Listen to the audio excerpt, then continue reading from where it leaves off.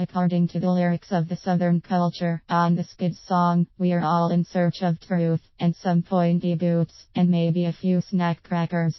There's only one way to find out what your market really thinks, and that's to get out there and ask them point blank. Sounds simple, doesn't it?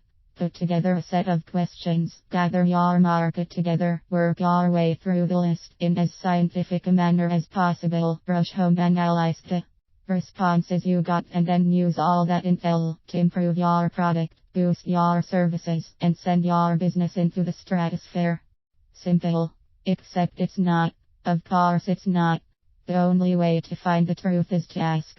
If it were just a simple case of asking the right questions, which it is, and analyzing them objectively, which it is, then there wouldn't be a problem. The fact is your market is scared to lie to you. Even if they are the nicest people in the world, they are simply hotwired to reply to your market research questions with misinformation. They don't set out to do this, they're not malicious, it's just the way stuff works in the human world. To compound everything else, many businesses all too often ask the wrong questions, or ask them in the wrong way. Some are so geared to selling their product that they fail to understand they are using a Q&A session to promote themselves rather than find out valuable intel that could help them provide a better service. Others just don't know how to dig deep enough and find the informational gold that will make a big difference. In short, questions are difficult. Are you asking the right questions? You may not be surprised to learn that many businesses will only ask the kind of questions that give them the results they are looking for.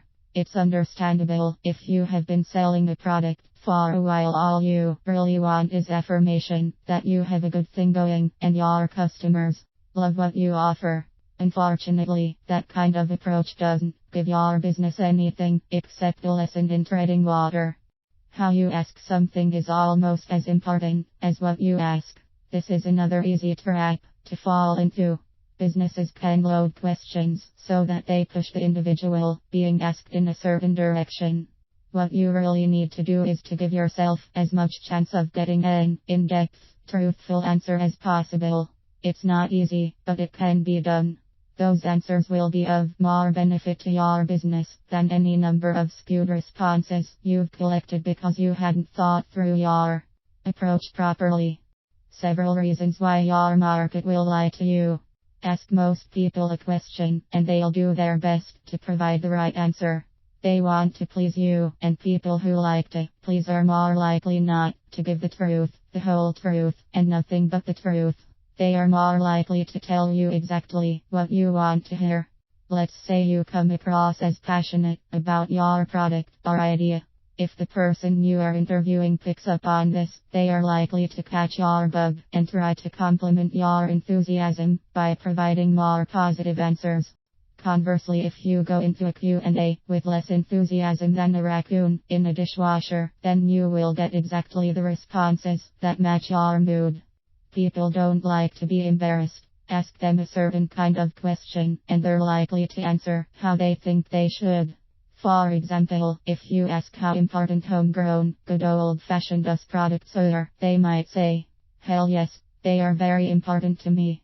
What is more important to them, however, may be how cheap and easy the product is to get hold of. In other words, they don't really care where it was made if they can get their hands on a bargain.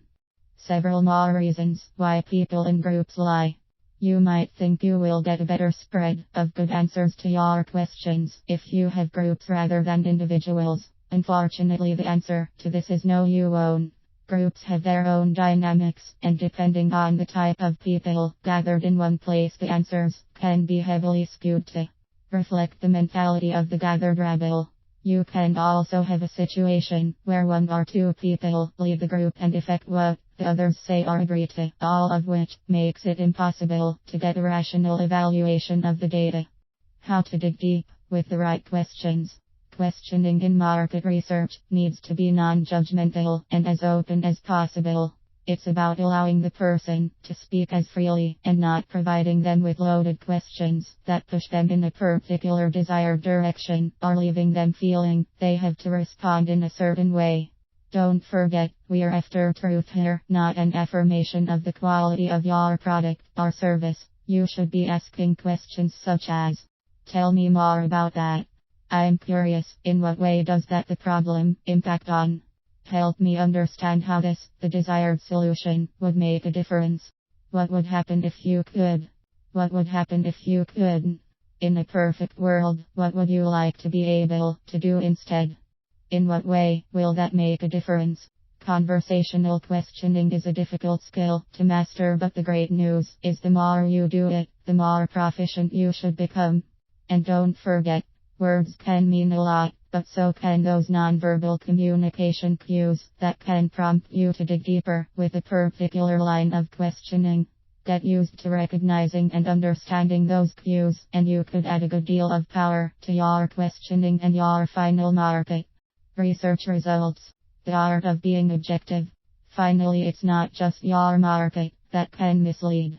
You as a market researcher can bring your own expectations and prejudices into the equation, skewing the data even more. You can have all the right questions and the right way of asking in the world, but if your own evaluation of the data is flawed, then it can lead your business in the wrong direction at the last moment.